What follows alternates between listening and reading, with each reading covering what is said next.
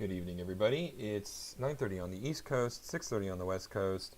It's a Tuesday instead of a Monday, but it is time for your weekly Calamity Jane live stream. James, how are you doing on this evening? I'm doing great. I hope we didn't disappoint our tens of viewers for shifting over for 1 week. For this 1 week. Just for one day. But Sure. I mean, it was I don't President's think, Day after all, so I yeah, mean, everybody's going to it's take a vacation. close, so why not? I You mean, know, in truth, I actually asked to delay so I could go play a last-minute game of Hold'em with friends. it was time well spent. I'm hoping. Did you do well? Did you? No, I lost. I think I Oh, was like, well, I mean, I wasn't technically the. So like two people went out before me, but one of them bought back in twice. oh, Yeah, okay. so I was like the fifth, fourth person to go out, I guess, or no, So you fifth held because out. You one held of the out guys number went out five. 3 times before I went out. So You held out at number five. A yeah, solid number five. Not yeah. too bad. So Hmm. I owe someone money. The way they do it is a winner take all kind of thing. Yeah. But Yeah. like I left before they found out the winner, and I said, hey, someone text me who the winner was so I can Venmo them the Yeah. buy-in. But Sure. so I'm gonna have to follow up with that. And Oh, well, that's fun. yeah, yeah. Yeah, that's a tough one. I don't know, like how you do that. Like, do you follow up as the person that owes? I myself I do that. If I'm the one that's getting the payout, like, geez, yeah, what is it? What is the etiquette on that? I wonder. I don't know. I don't know. I babysat my friend's kid yesterday, and she forgot to pay me for it. And I'm like, So, do I? I don't like. Do I? Oh well, I'll wait. But yeah. So we'll see. I mean, because I'm me. I'll reach out to my friend and say, hey, yeah, how much do I owe and to whom? Um, I don't blame you. I'm like that too. I don't want to have things lingering on my head if I no, owe. no, not at all. So, Yeah. in fact, if I owe you anything, let me know right now on the stream. I no. Yeah. You don't I owe you currently. $4,000. Oh, I didn't remember that. Oh, brother. But so what are we looking at tonight, James? I am gonna Okay, let me share my screen. Yeah, I was just thinking about gambling up a little bit. Remember when last time I've done it? I haven't done it in a while. Yeah, I'm really rusty, and the people that I'm playing with are not rusty. Um, but Yeah, that's fine. I mean, it's to a certain extent, it's kind of luck, right? I mean, that's the little bit. I mean, there's a lot of skill in poker, especially Hold'em, yeah. because you have so many community cards, so there's so many variables. Mhm. Um, and it's not like like just traditional 5 card stud. It's almost entirely random, right? Yeah, I can't play. Yeah, and So, in that game, I mean, it's still very skill based, but it's much more about the bluffing. yes, it is. Yep, it is. So I like having the option to choose if I can, and I just feel like there's more. The hand, I have more. Destiny's more in my hands, I think, compared hmm to the fates of the universe are handing me cards. It's kind of yeah, weird. absolutely. I know I was never a huge fan of poker uh, until I discovered Hold'em, and then I'm like, Mhm. oh, this I can get behind. Mhm. I when I still lived in Seattle and I owned a house out there, my one of my neighbors he did a like a monthly game. Mhm. And even after I sold the house, I would still drive all the way out to Duval. So for anybody who is watching this and from Seattle, I lived in Redmond and Bellevue and would still drive all the way out to Duval to keep playing with these guys. Mhm. They were great because they were all like I was the youngest person there by 30 years. They were all in their mid to late 60s. Yeah, so they had a whole lifespan's worth of tricks and It was, yeah. I mean, the yeah. stories. It was just honestly, it was a $25 buy-in, Mhm. and I usually lost my shirt, Yeah. but that's fine because it was worth $25 to just listen to them talk and share their Yeah. stories. And we'd take breaks and we all smoke weed and Mhm. go back in because they're all old and got all this chronic pain, and so they would just sit there and get high and then we'd go back in and play poker, and it was great. I mean, it was so much fun. I still miss that actually. Mhm. Um, but yeah, no. So I love Hold'em, and I'm glad I found this group, and I've had to cancel on them. So I found the group and I played the first time. I'm like, yes, I want to do this, and it's like a weekly thing. And then like literally the next 2 weeks, I was not available. I had something I had to do. And Okay. so I was like, they're gonna like, you know, stop inviting me if I don't actually go to one of Yeah. these. I totally get it. Yeah. So Yeah. Well, the good news is our stream doesn't really leave. It's always around. yeah, it is, it is. Uh, and to answer your previous question, I thought I would just kind of recap where we kind of left off last week, which was that sketch that I was doing a couple of doodles. So I ended up like, we both talked about this. Not this is I think this sketch you liked. I like this one too. There was a couple other ones I liked too, but whatever. I went to handle with this one and just did the final art. So I'm gonna do a quick recap on where we left off with this one. I would Sounds have done good. this live on stream, but I did this one over the weekend. But yeah, Yeah. here's our sketch. And then this is what I ended up with. That's reference art. Yep, that's what I ended up with here.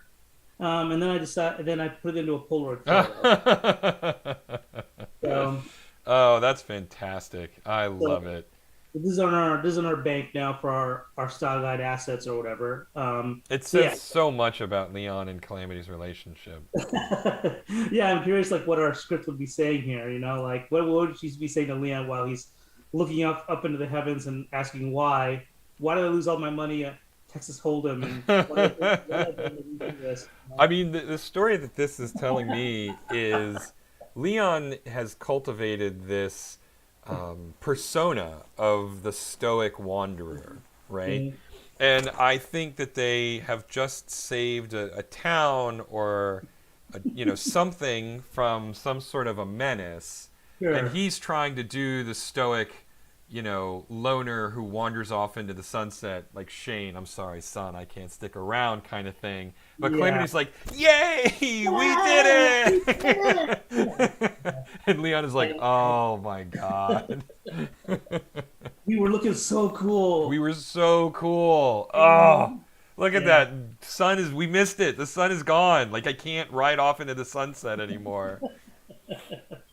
Yeah, that's perfect. Yeah, so that'd be a fun little caption. I mean, maybe we put that in a if we ever get forwarded with episodes, maybe we could do that, use that flashback or something, Yeah, yeah, for sure. So, yeah, so that's the recap what happened last week. So yeah, so I already did the finished art. So maybe one of these other days I'll do another doodle and we'll do it live again. I mean, I think the doodles are great. I love it. So I'm totally on board with it.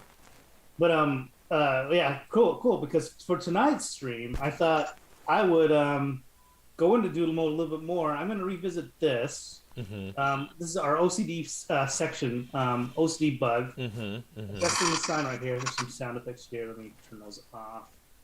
And then I'll just play it through a little bit. I'll play it real speed. Yep, he's adjusting the sign. Wow, that goes Calamity Jane on tinsel driving past, and then this we step, and then he falls down. The sign falls down. I want to. I'm gonna now. This is an animatic form. It's kind of animated. I mean, for the most part, there's some moments that are kind of sort of half done, roughly animated. Mm-hmm. So, if in our previous streams, I believe we did this before, where we actually did our final design for OCD Bug. I'm going to implement his assets into the animatic tonight as we just talk and hang out. Okay. And so we'll actually see finished artwork in our animatic, and it'll start looking more into rough animation. And I'll be doing new poses and stuff too, as time permits within our stream. We got 20 minutes, so we'll see how far I can get. Sounds good. Sounds good. Yeah. Anyway, so back to Texas Hold'em. So you're telling me you actually like you actually like no draw at all. You like that's what turns you on to poker because of Texas Hold'em, because you see the river. Is that right? The river? Is that It's where the flop to turn in the river. Yeah. Yeah. Okay.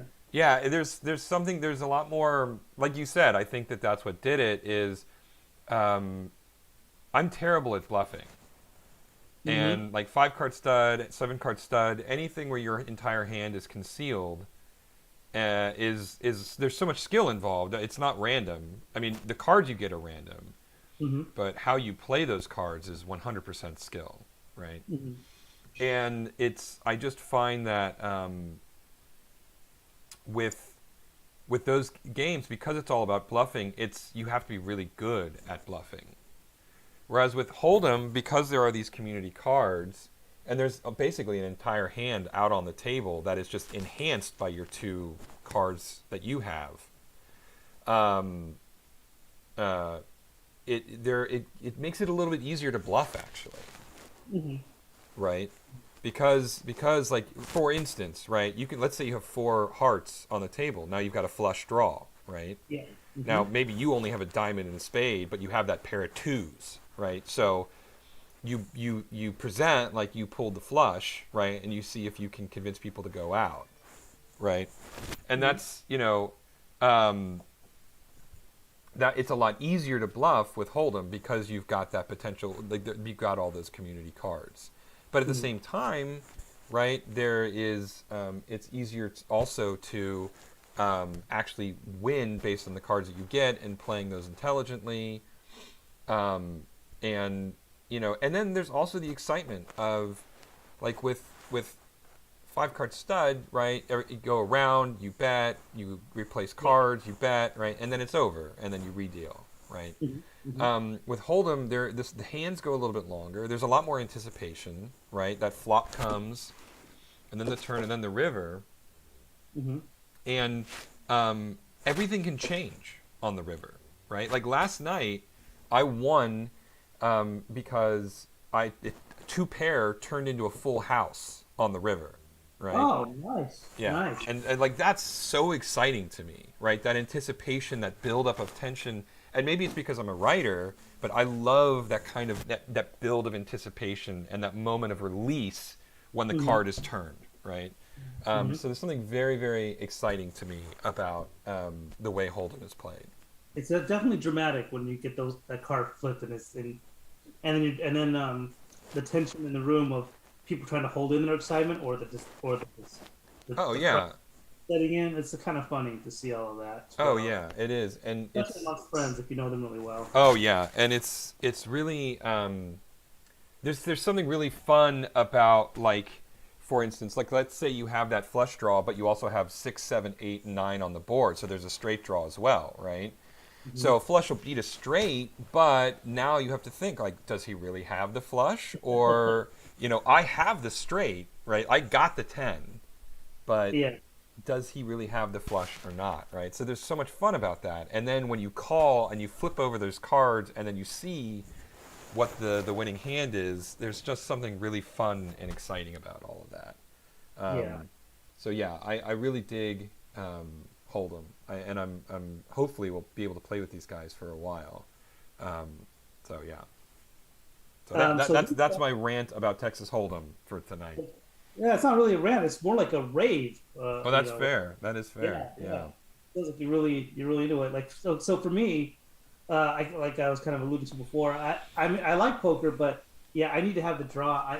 I need to have the rotating, vending machine that lets me get the next little gumball and see Mm. what I get, and then hope for the best. But it's mainly just because I'm a little kid, I guess, playing poker, and so I'm terrible. I'm terrible at it. So anything else where I can hope for something is great for me. So always hoping for what can I do to mishmash this card into this and hope for the best. And Mm. um, but I don't mind. I actually don't mind holding either. I mean, or what is it, 5 card stud or whatever it's called, the stud one. Yeah. I don't know. Yeah. There's a million versions Yeah, of poker out there. yeah. They're all fun, especially again with friends, and then the luck with the draw, the classic term for that. I love having that when it happens, but I rarely have any luck. I'm usually always struggling. But that's why I can't do it more than once every few years myself, or I'd be completely broke. Yeah, I mean, I don't even know what the buy-in is on this game that I'm playing. I just said, yeah, sure. I mean, it's not You going to just, be like the game that I played in Seattle. I mean, it was a 25 buy-in, no limits. You could rebuy as much as you want. Um, and so I'm sure that the buy-in for this, these guys is not $25. I think it's more like $5, so it's not the end of the world. uh, yeah. Um, but yeah, so yeah, that was hopefully. I mean, they usually do it every week, which I will happily do until I Mhm. get bored of it, I guess. But which I don't know. I don't know if that will happen, quite frankly. But I'm rusty though. That's my biggest problem. Playing with those guys in Seattle, they would actually get on online poker and play online poker even when Oh, they weren't geez, doing. they're Yeah, so hardcore. these guys were sharks, and Yeah. I played with them for 4 years, 4.5 years, once a Hmm. month for 4.5 years. So I played a lot of games with these guys, and I got pretty good. I knew that I got pretty good because they invited the guy who bought my house over to Hmm. play with us. So I played poker with the guy that bought my house.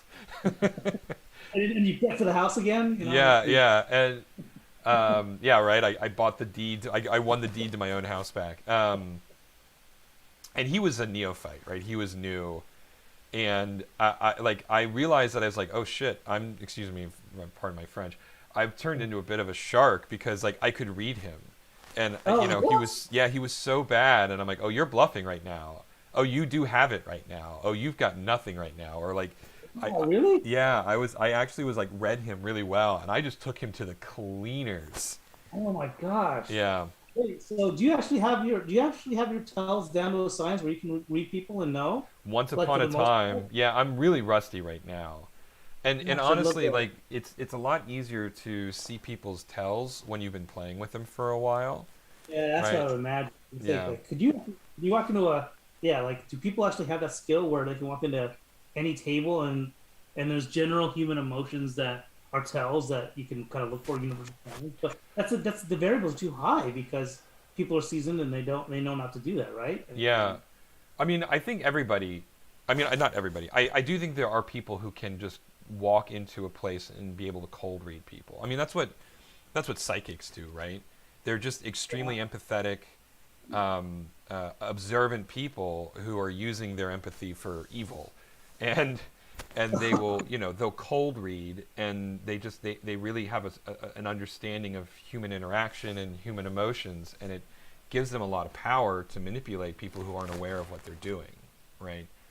I Um, think also, with the difference with psychics also is they use the interview process to kind of whittle down where they need to go to finally get an answer that the person that they're reading the minds with will eventually agree with. Like yeah, they'll say, if I were playing psychic with you, like I know that you have an uncle. Well, everybody has an uncle, but then you have to say yes, and then you do that constant affirmation, and then you whittle it down. Now that's just me completely couch surfing here, or whatever, couch observing and seeing what they're doing. But anyway, yeah, yeah. No, whereas you're totally right, and the hacks on TV like John Edwards, they increase the odds in their favor by doing it in front of a large audience, right? yes, So they'll have uh-huh. 50 to 100 people sitting in a proscenium, and that he'll go, I'm getting Mary, someone named Mary, and then Yes, inevitably, right, inevitably, someone some, in the audience will have a friend or a family member whose name is mhm. Mary, and then you're Yes, off to the races at that point, right? yeah. I mean, because we as humans, we want to, because as much as we have the critical thinking side of things, we also want to group feed and do like, yeah, yeah, yeah, there is something named Mary, and see some sort of miraculous thing kind of happening in front of your eyes. I think we all want that. Yeah, no, I agree. People, I mean, it's something I've become intimately familiar with recently is people are desperate for closure. And Mm-hmm. people like John Edwards take advantage of that, right? Um, they take advantage of people's need or deep want to have closure on some kind of a trauma that they've suffered or some kind of a loss that they've suffered. Mm-hmm. And um, because of that, they are a lot easier to be taken advantage of, right? Guillermo del Yeah. Toro's newest flick, Nightmare Alley, is all about one of these cold readers, and it was good. It was a good movie. It wasn't my favorite movie, and I think it could have been a lot better than it was. We have Um, to bookmark this because I tried watching it. Amika and I tried watching it, anyways. But yeah, we'll keep going with our lineup again. okay, I mean, Yeah. I'm definitely not the most objective of people to talk to here because Guillermo del Toro is one of my favorite directors, Yeah. and so to a certain extent, it's just fun to watch his director's vision come to life on screen, regardless of what it Mm-hmm. is, right? Mm-hmm. And so I'm definitely a little biased in that regard. But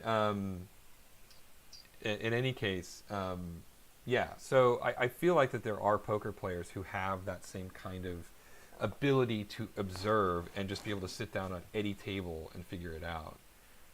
But I think um, most world class players, they all know each other, and even though their tells are probably very subtle, it doesn't matter how subtle it is. If you know someone well enough, you're going to be able to figure it out. Mm-hmm. So, but yeah, it was a good game last night. Like I said, I didn't go out first, but I was the third person to go out, even though one of the people bought in two more times after they went out. So yeah, that's good. I mean, it sounds respectable. Sounds like you had a respectable outing. Is what it sounds like. Respectable is the right word, and I will take it. I will take respectable. Good. Um, to go back to bookmark that thing, the Del Toro movie that we were just talking about. What's it Yeah, called? Nightmare Alley. Nightmare Alley. I'm sorry, man, and I love Del Toro's movies when they're good, and when they're not, then I'm not sure what to think. I mean, let's go down the list here. I loved his first movie that I ever saw was Pan's Labyrinth. I don't know what he did after that. I mean, before that, but Pan's Labyrinth was the first one I saw. I loved it. Um, That was and then deep. That was deep. I mean, by that point, he had done two Hellboy movies. So yeah, so wait, the Hellboy movies came before Pan's Labyrinth? the first one definitely did. The second one might have come after. I don't remember. Okay, because I liked Hellboy a lot too. So I guess the first Del Toro movie I saw was Hellboy, and then Pan's Labyrinth. I don't know, whatever it is. I love the Hellboy movies. I liked Pan's Labyrinth, and I liked Pacific Rim. Thought they were all great. But Shape of Water, I was kind of neutral towards. But this Nightmare Alley, I fell asleep, man. I couldn't get into it. I just Interesting. there was no characters. You know what it was? There was no characters for me to. I don't know the central character, Bradley Cooper's character. I couldn't rah for him. I guess. You know, like, Yeah, no, it was one of those movies where you're not really supposed to be on anybody's side. Everybody's sort of a bad guy in the movie. Yeah. So yeah, there is that, and I wasn't, and I agree with you in that regard. I personally think Bradley Cooper was a bit of a miscast, at least in the beginning of it. Uh-huh. But did you manage to get through the whole thing, or did you abandon ship on it? Okay. I abandoned ship. I wanted to because again it's Del Toro and I wanted to give the benefit of the doubt. But I just couldn't do it. And I fell asleep. And I know and my whole thing about rooting for somebody it could very well be my general taste of movies. I want to have a heroic or some sort of heroic figure to root for, and so it's hard for me to get into any movies that don't have that. So it could not just be Del Toro's movie; it could be a number of other movies maybe that were, I couldn't just root for anybody in general. Yeah, And that's reasonable. It's a shame because when he gets to the halfway point and Kate Blanchett's character comes in, that's where I got to. I got to that point where she was like talking to him and everything, and they were. He moved on from the. I'm trying not to do spoilers for anybody who wants to watch it or anything, but he moved on from his previous setting. Now he's kind of successful and doing his own thing. And Kate Blanchett's characters in there. They're all great actors and actresses too. But anyways, yeah, sorry. Anyways, no, I thought that their chemistry was phenomenal, and what I wish is that they got out of the circus faster. He spent almost an hour at the circus and then tried to cram in an entire 2-hour movie in the last like 90 minutes of the actual flick, right? And I think that it was a bias, an implicit bias on Del Toro's part, right? Obviously, he really loves weird stuff, and a sideshow is right up his alley. Yeah. And there was a lot of stuff that they needed to establish. Like, they needed to establish the geek. They needed to establish the nature of the cold reads and that kind of stuff. Yeah. But I think he could have done that in a half hour. And he dwelled on the circus for far too long. The part of the movie that I loved was actually the second half. Once Kate Blanchett shows up, then I'm like, okay, now I'm in it to win it, right? I love their chemistry. I love him getting in over his head. I love the battle of wits between the two of them. I love the mystery of who's conning who. The last hour and a half was great, but he was trying to cram a 2.5 hour long movie into 90 minutes, and he had already spent an hour on something that was far less interesting, right? Mm-hmm. Mm-hmm. So I enjoyed it because of that, and I also I find cold reading fascinating. I think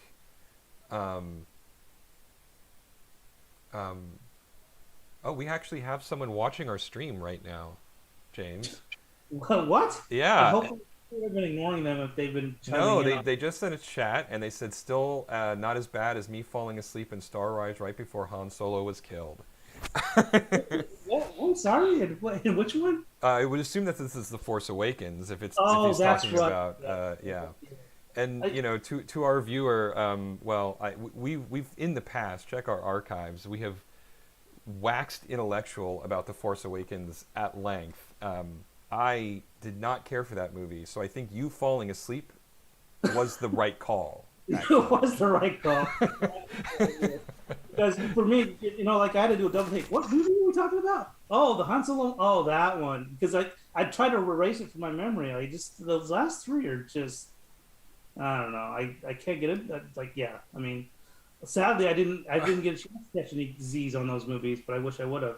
so this is our viewer is Scott Kelly, and he says you Oh, were okay. with him when he fell asleep. So That's how bad that movie was. yeah. Really, Scotty? Yeah, it's my friend Scotty. Yeah, I don't even. Yeah, getting back to Scotty. I don't even remember.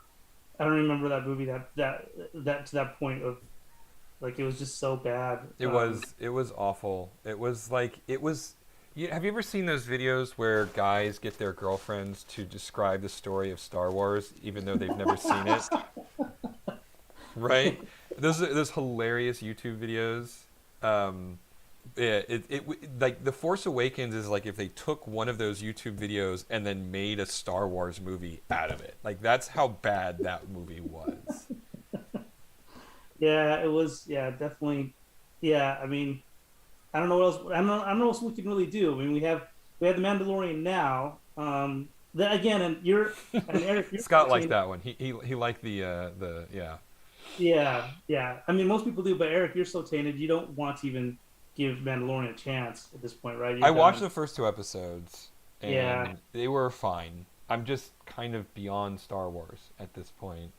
yeah, And it didn't. I mean, it had all the accoutrement of Star Wars: Mandalorian armor, droids, and that kind of stuff. Baby Yoda. yeah. But it was just like it's just like, and again, we've talked at length about this. Breath of the Wild had a lot of visual elements of The Legend of Zelda, but it didn't really feel like a Legend of Zelda game to me. Right? Just Yeah, but because you and you and I are both. Yeah, we're both in the same camp where we just we're on the outskirts on that one. We're banished together in fandom for that one because both you and I aren't into the Breath of the Wild games. so Uh, yeah, so it just it sure it was called Star Wars. Sure, it had a lot of the branding and elements of the franchise, but it didn't really feel like Star Wars. It just felt like a sci-fi western, right? And yeah. I finished watching the first two episodes, and I'm like, yeah, I think I prefer Mal. I think I prefer Wash. I'm gonna go watch Firefly again, right? I mean, like that's Oh, that's kind of what my take was, right? Um, yeah. Marina It, Bakarin, like she's easy on the eyes. I'll watch her do anything for God's sake. So, um, but yeah. So in any case, yeah, it's a really fun show if you want a sci-fi western for sure. oh, now that we're talking about it, I want to go back and rewatch. It's only 6 episodes. It's not a huge commitment. So, Yeah. but Um, in any case, we got way off track. But Nightmare Alley, though, to wrap that up, since we're coming up on a half hour here. Um, it was again I liked it, especially when they get into the city and when the actual plot of the movie starts. mhm. It's like maybe you can watch it in chunks and go back because it gets really interesting. The mystery is really interesting, right? Mhm. So I would recommend giving that a try. But Yeah. Yeah, I don't want to give away the ending. I mean, I kind of just read on. I just kind of because I was so disappointed. I just didn't want to put any more time into the movie. I just read the ending and stuff like that, so Mm, won't give it away. But yeah, I just wasn't. Yeah, I mean, I'll wait for the next one though. I'll definitely wait for the next Del Toro movie and watch it for sure. I'll be in line to, well, in line for streaming yeah, right. it. So, um, But yeah, as we recap here, I've been yeah, just kind of putting in the art assets for this animatic.